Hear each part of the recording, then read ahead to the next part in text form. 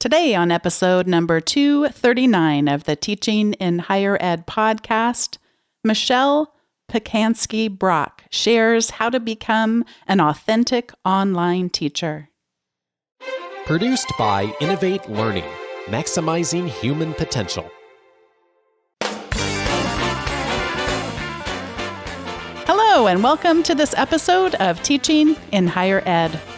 I'm Bonnie Stahoviak. And this is the space where we explore the art and science of being more effective at facilitating learning. We also share ways to improve our productivity approaches so we can have more peace in our lives and be even more present for our students. Today, I am welcoming to the show Dr. Michelle Pacansky-Brock. She's a noted leader in higher education with expertise in online teaching, course design, and professional development. Michelle's work has helped online instructors across the nation and beyond understand how to craft relevant, humanized online learning experiences that support the diverse needs of college students. Michelle is the author of Best Practices for Teaching with Emerging Technologies, has received national recognition for her excellence in teaching, and has held various leadership roles with the Online Learning Consortium. Currently, Michelle is faculty mentor, digital innovation with the California Community College System. She coordinates equitable professional development programs to support faculty and staff to learn and grow without the requirement of being on campus. As part of the California Virtual Campus Online Education Initiative, Online Network of Educators, her work contributes to supporting 114 colleges, 90,000 faculty and staff, and 2.1 million students. Learn more about Michelle at Pacansky.com and connect with her on Twitter at Brocansky. Michelle, welcome to Teaching in Higher Ed. Hey there, Bonnie. Thanks for having me. This might seem like an overreach, but I feel like I'm talking to an old friend, even though we've only met once in person. But I just feel this kinship with you, connecting first through Twitter. It's funny because I don't even think of your last name as your last name. I think of you as Brocansky. That's where my brain starts, and then I have to back into your real last name before I actually get there. Says a lot about the power of having a digital identity. And I feel a kinship with you too. When I saw you present in person for the first time, I could feel what you were going through. I mean, I think we had a conversation right afterwards where you were saying, I need a minute, like you were saying, you were so emotionally drained. And I think we have a connection in that way that we give a lot to what we share.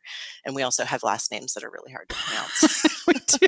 We have that. Someone who is your friend kept saying, you two are so similar. It was fun to connect in person, and then also to just have so much empathy, I think, for what we try to do, such a sense of significance in the work that we do. But yeah, it does take a lot. Usually I try to have a few minutes by myself before I ever start to speak. And then afterward, I feel like a mess. I want to go hide, but it's usually rude to go hide. But that is my general desire. But I usually overcome it because it's considered rude. Run away to the bathroom or something. I totally get that. Yeah. Well, we wanted to sort of do a little look back in time, and we're going to be exploring what it takes to become an authentic online teacher. But I know first we want to look at some of the things that get in the way. And I know for you, this is tied to your history in teaching online as well. You want to take us back? Yeah. So I started teaching full-time in 2002 at a community college. And then around 2003, I taught my first online class. And I had this vision that it was going to make my life easier, because I had an infant and a toddler. And I thought, oh, that sounds so wonderful, teaching a class online. And I had always been very intrigued and engaged in technology. I grew up in Silicon Valley. My dad, he had a home office when I was a kid, and I would hear the squelch of the modem at night, so he worked on a mainframe. And so technology has always been a part of my life, but I was teaching art appreciation and art history courses. And so I jumped into the opportunity to teach art appreciation online.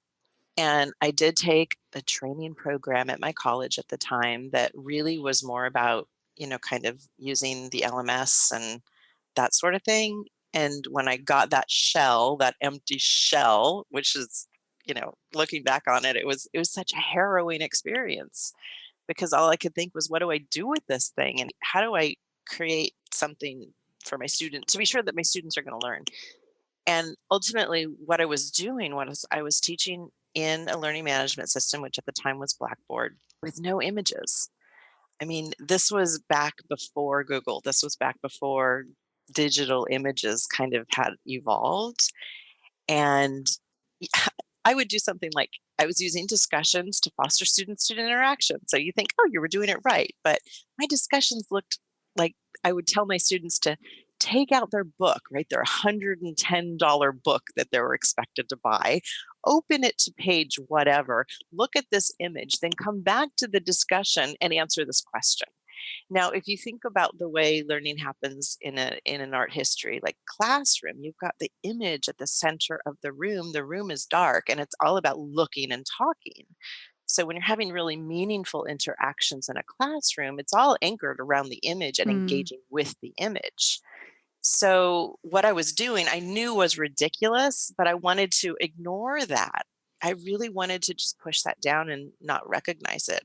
And I think that that's one of the things that really gets in the way with becoming an authentic online teacher is that it really kind of comes back to this simple thing that we like to forget, that we are human beings. We are people, and people by nature don't like to recognize our faults. We don't like to kind of dig into that messy stuff. And especially when we're in this academic arena, we're supposed to be the holders of knowledge. And then in addition to that, online teaching is different because I had never seen an online class. I had never had, a great online teacher. I didn't know what that looked like, and I didn't know how to become that myself. So those are, I think, the things that really got in the way. I mean, the technology is a barrier, but there's so much more than that. There's so much more about our own kind of the stories that we hold in our mind, and the way we pivot and navigate, and just kind of this fear of going to an unknown place and risking emotional exposure or becoming vulnerable, taking a risk. So those are the things that for me really got in the way. Take us to 2006 to an experience that changed everything. Yes, 2006 was a very formative year for me, and it took me a long time to really reflect on it and understand it. And think I still am doing that. But in 2006, I had a major open heart surgery. I was 34 at the time, and I had a 3-year-old and a 5-year-old and a very supportive husband. And I did not expect to have open heart surgery that year. I'll stay out of that whole story. But really, what happened was my surgery was in January. And so I took a whole semester off of teaching, a whole semester off, which was a huge privilege looking back, because what it really forced me to do was to get out of my day to day, very, very, very, very busy life of managing, teaching, being a mom. There was, I'm sure you get that, Bonnie. There's not much room for much else. And so, I was forced to just lay down and not do anything. And then as I started being able to come back a little bit and become physically active and move around, I found myself engaging with these new things out there called podcasts. This was the first podcast wave. We're kind of in like the second podcast wave now, or maybe the third, but the first time I'd ever heard of what a podcast was. It was the first time I'd ever heard of what a blog was. We're still talking pre-Facebook. We're still talking pre-YouTube. But just this idea that I could be in my house and listen to conversations between other people, other educators, and most of them at that time were K-12. There were K-12 teachers that were doing some really amazing creative things, and also using these new technologies that were coming out, using blogs in their teaching, using podcasts in their teaching. And that to me it sparked something in me, and it really made me go to this very reflective place with my teaching and try to lay that on top of what I was doing. And I can remember a couple of other takeaways after that experience. I remember sitting in my office with a student who had earbuds. This is before iPhones, but when iPods were popular, that's when we started seeing like an earbud in the ear while people are talking. And it was such a disturbance to me initially. Like I would think, oh, how rude, what is this person doing? And then I remember thinking, ooh, that could be me that they're listening to. And so I started to kind of contextualize those things differently. And that's also when I found a blog post written by an art historian named Beth Harris, who's done amazing things with her work.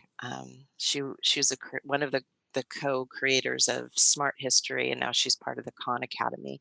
But she wrote a blog post about this tool called VoiceThread.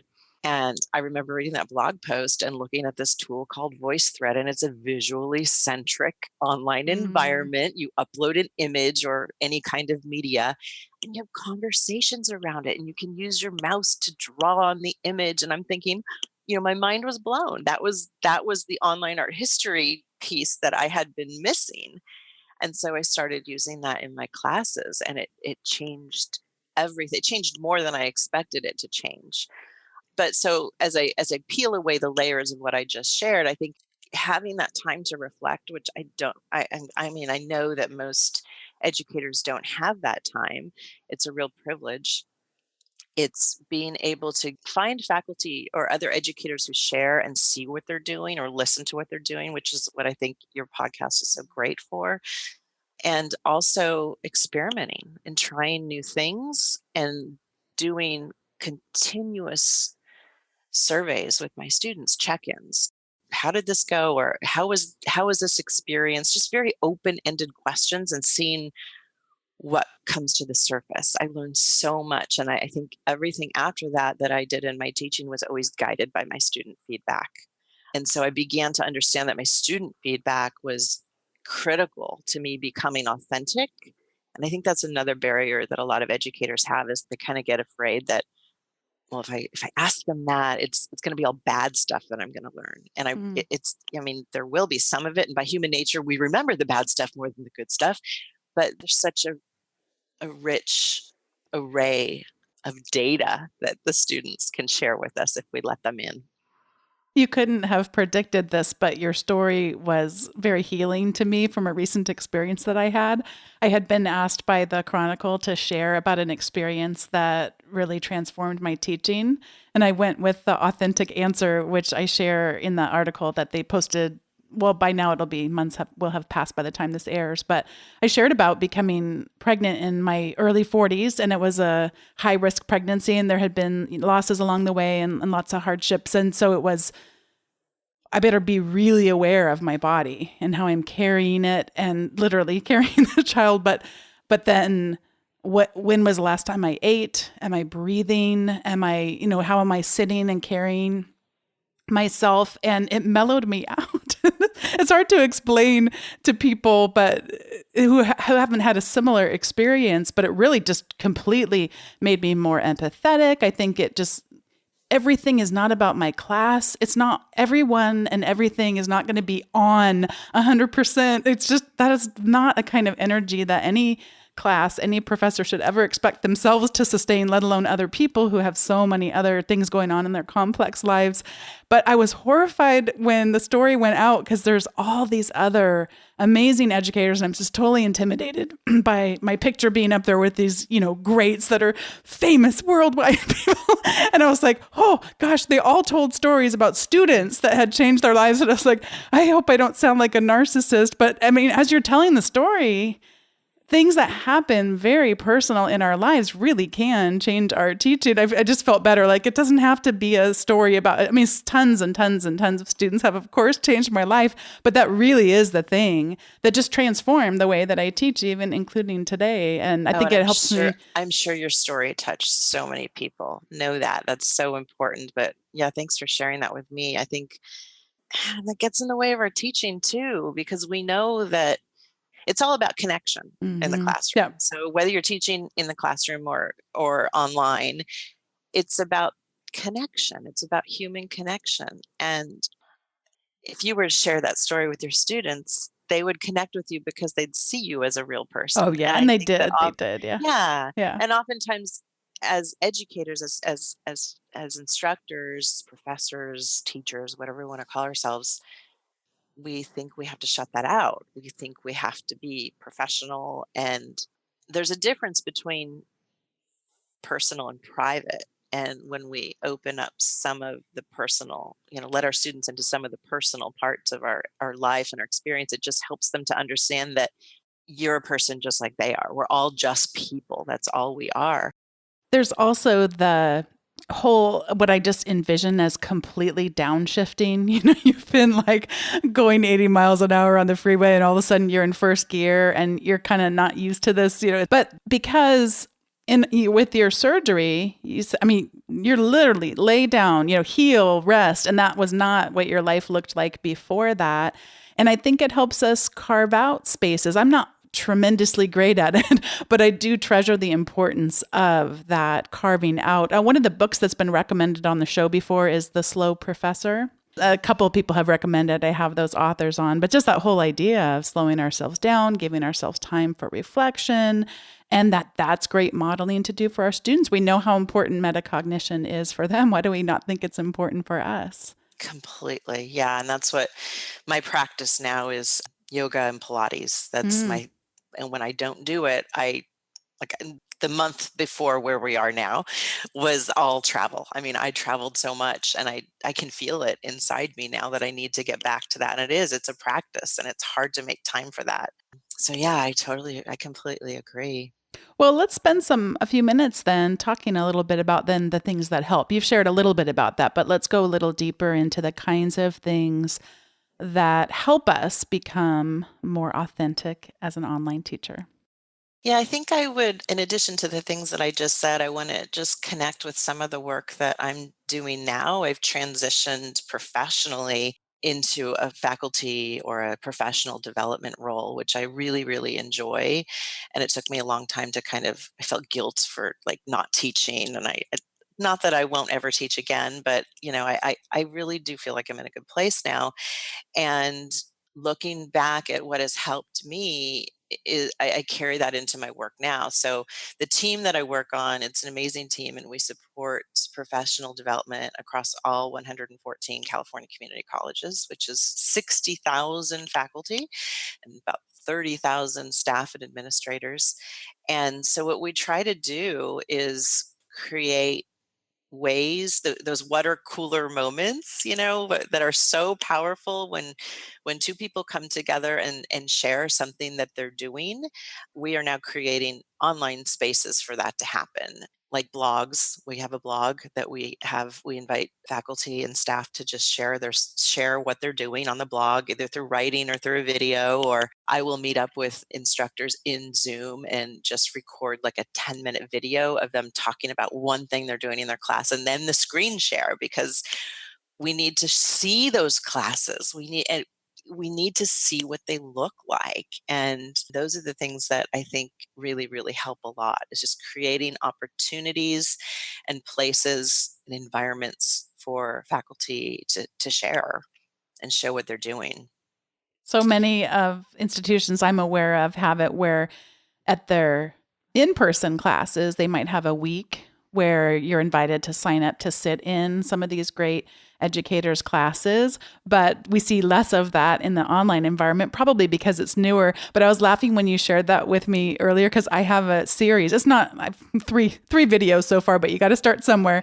But it's Show Us Your Course. And I kind of treat it like a little behind the scenes tour. But that really, when we moved over to Canvas as a new learning management system a couple of years back, how else are you going to figure out what those course shells should look like? And at the time, we were myself very much included, interested in the pretty ones. And, then you have to, are you really going to learn div codes and responsive things? And it's like, well, we're actually finding out more. It's more about the usability than it is how pretty does it look. And one quick thing about Canvas, by the way, they really figured out on Canvas through a bunch of research they did that the students are just paying all attention to whatever's on their homepage. Myself, very much included, would be like designing this amazing course with all these things you could walk through week by week. And they're never seeing that stuff. They see what's on their homepage. They see what's due across all their courses. And so I teach both in Blackboard and in Canvas. And I now just take the learning from what both of these organizations are learning about effective teaching. And I really have now just gotten everything to how can I break this down into a small enough component that someone could do this in a small enough period of time. But, so don't break it down too much, not a 5-minute thing, but like a 15 or 20-minute thing.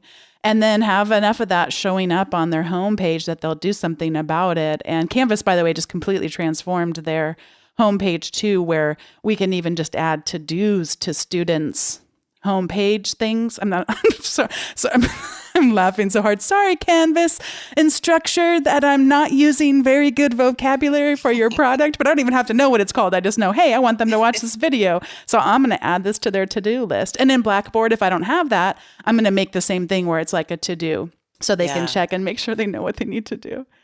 Yeah, one of the courses that my team offers, because we also have four-week online courses, and we're moving towards some 1-week online courses also, and they're offered at a very low cost. But one of them is called Humanizing Online Teaching and Learning, which is the course that I designed, and take so much of it comes from my own experiences and my own teaching.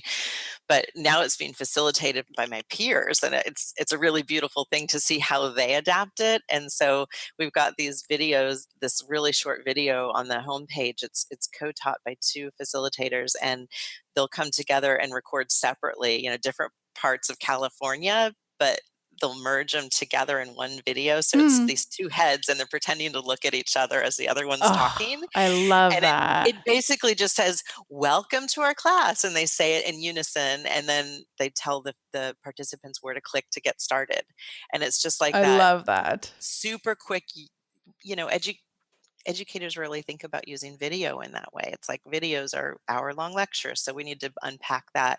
And by modeling those things and feeling how they do help us feel more comfortable and kind of ease that anxiety that one feels entering a class, can be really powerful. You just totally sparked my creativity, and it came from me making a mistake. So I've been filming some panels on culturally responsive teaching with my colleagues, and I did it the first time and the video turned out great. And in Zoom, which is what Michelle and I are talking on today, and also what I recorded these videos on, will know who's talking. And so it's like having a 2-camera shoot, but you're not shooting with any cameras besides webcams. And so the most recent person who's talking gets big on the screen, and I can see everybody else up at the top, but that doesn't get filmed. So I see it while we're recording, but the video doesn't turn out that way. So then the next time I went to record, I said, "Oh yeah, I know that you all can see each other, but it doesn't show up that way. It'll just be the big big video." And lo and behold, if you don't have your speaker view set the correct way when you go to record in Zoom, it's going to record like Brady Bunch style. That's a Doug McKee reference who talks about that as the Brady Bunch. And if you don't know what Brady Bunch is, we got to really get you back to some good 1970s television watching. But I love this, the 2 heads pretending they're looking at each other. But then I was like, wow, what if we got 9 people on the Zoom and had them? Because you really could do that if you...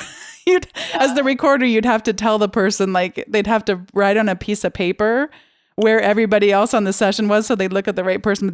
You have my creative juices sparked right now. I love that. And I've done that before. Oh, you have with the 9? I learned the speaker view. Oh, yeah. Recording not in speaker view. Yeah, I've learned that lesson too. So I totally know what you mean.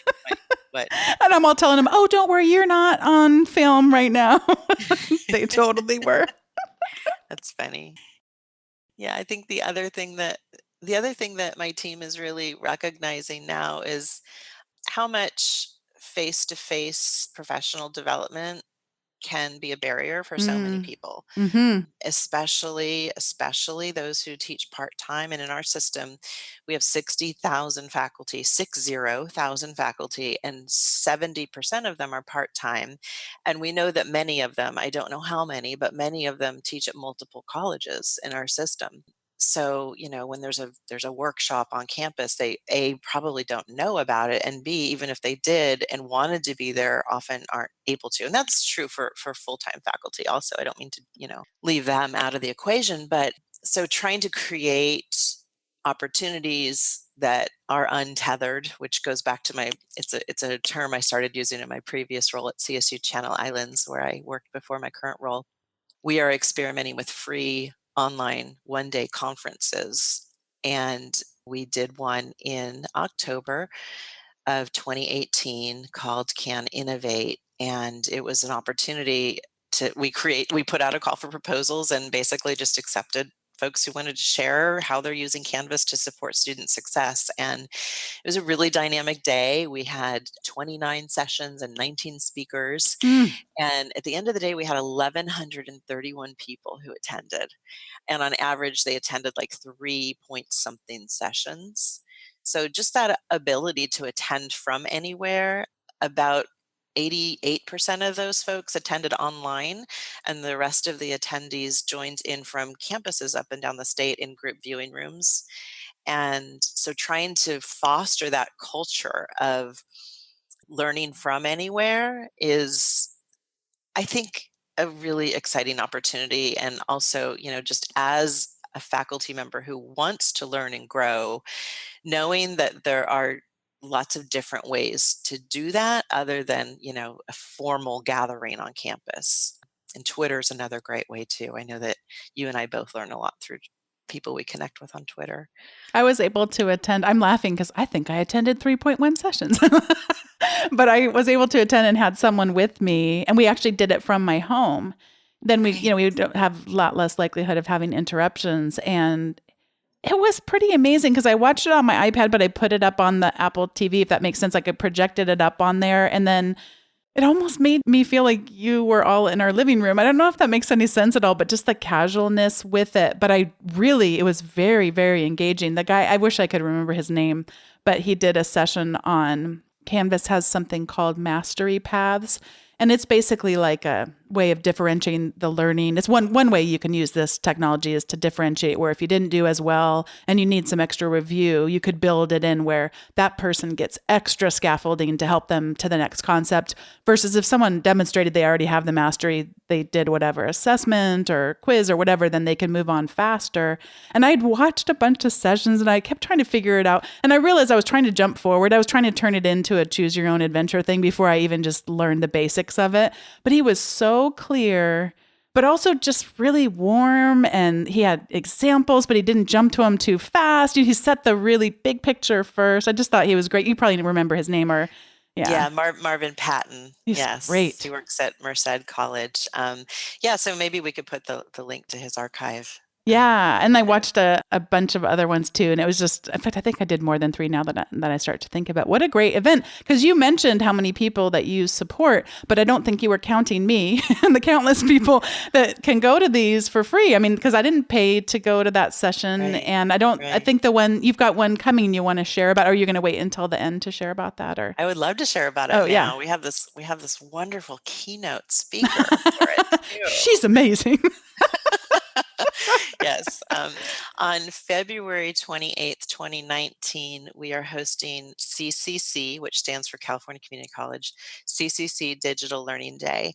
And Digital Learning Day is actually a national event that emerged from K-12, and it's a very cool concept. Basically, it's organic, it's very grassroots. It's like, this is a day where we're going to dig into digital learning and all that it means.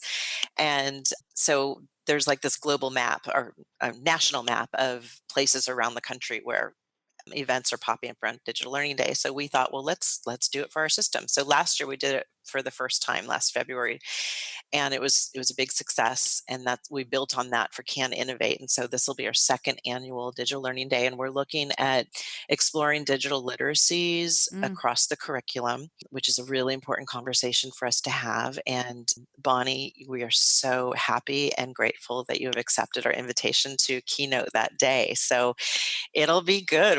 We're going to be doing some different things this time and kind of honing in on a couple of different technologies, looking at how they're being used in the classroom, and also trying to build in some hands-on time during the day, which is a little bit different. So we'll see how that plays out. I haven't got it all figured out yet, but it'll be interesting. It's back to that experimentation thing that if you're not willing to iterate, then, doing the same thing is probably safer, but not going to Exactly. take you to as unexpected of places as taking those bigger risks can. Exactly. And with digital learning, I think that's baked into it. It's about this curiosity and experimentation. So I do agree. We have to really model that and then see how it goes and learn from it and just move on. I'm thrilled that today's episode is sponsored by Text Expander. The reason why I am is because we only take a small number of sponsors, and it's always because it's a product or service that we are incredibly passionate about.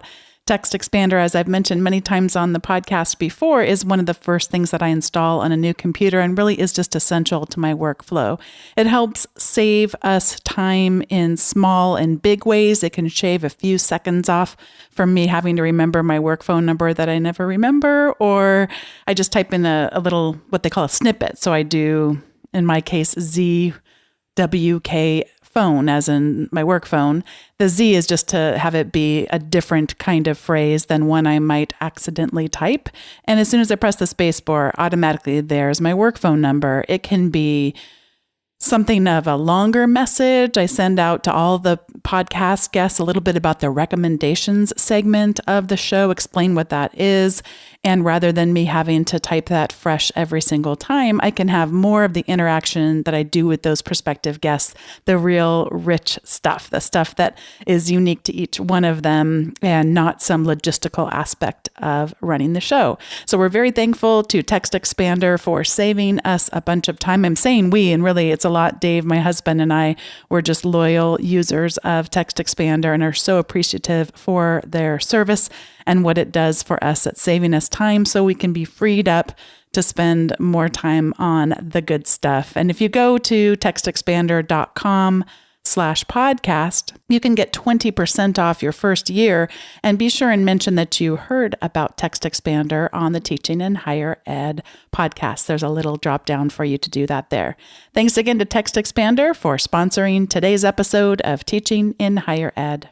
And speaking of the recommendations segment, let's hear a little bit about what Michelle and I have to recommend on today's episode.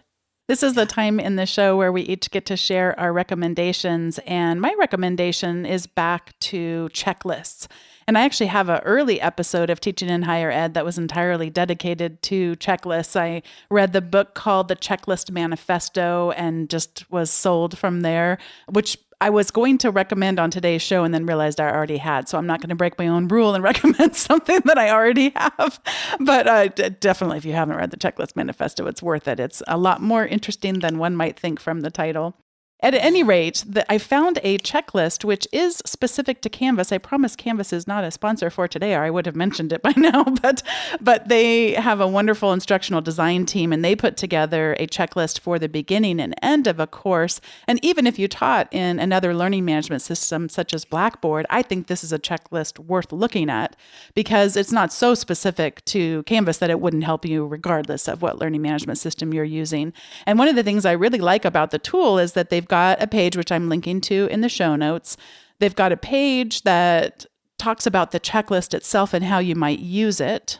Again, it's for beginning or end of a course. But then to access it, you click on a link and it opens up a blank Google document that you can make a copy of, and then we'll go into your own Google Docs. You could save it there. So it's just a really nice use of a template, and you're not going to go back and accidentally save over their template. It's creating a copy if you let it, creating a copy in your Google Docs. I thought that was a clever way of having a tool that really gets used and gets put into my digital system versus their digital system. So anyway, I would definitely suggest checking out this course checklist, again, specific to Canvas, but really could be applicable to any learning management system.